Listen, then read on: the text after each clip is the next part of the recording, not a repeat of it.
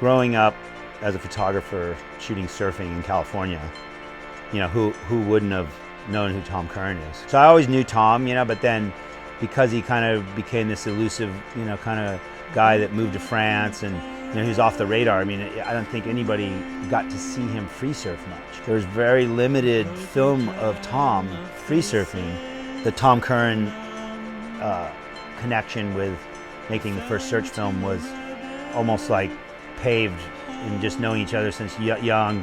Now, it wasn't something like the thing about probably that first movie and all the movies we made, they just occurred.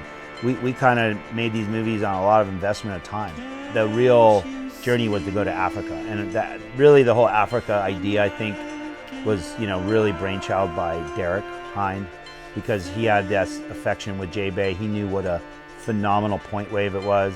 He knew that Tom was the master of the right-hand point. We went there for, I mean, over a month. We stayed in Africa. So, you know, there was one of those swells radared. We got there, I think, a couple days before. Tom was flying in, like, on the moment. We all knew that Tom was coming. And so we were like, you know, it was down there, like, get your cameras greased and make sure they're working because the guy's gonna arrive and the waves are pumping. Like, it was, you know, the day before was good, but it wasn't as good as, like, the afternoon he showed up.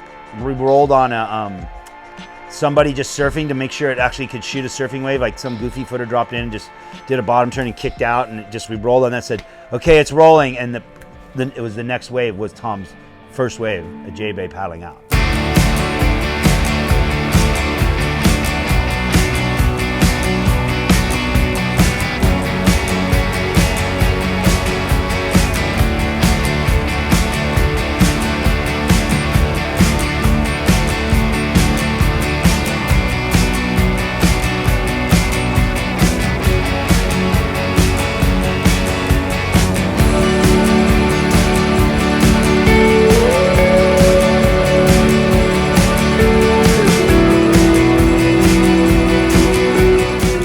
Paddled out, took off on his first wave, and rode it flawlessly on a board he'd never ridden.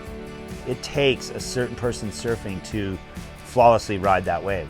Tom's surfing is so flawless with his style that all that speed, power, flow, you know, his bottom turn, I mean, all that stuff was just like through the roof on one ride, first day he's ever surfed J-Bay. I don't think at the time that I quite felt like that was a turning point in surfing because of not being able to watch it back. So I mean, all those kind of moments that we captured without the digital age and, you know, the simple age of recording, you know, by hitting a red button, it's like a miracle that the moments that mattered actually got caught on the 2 or 3 minutes of movie film per roll.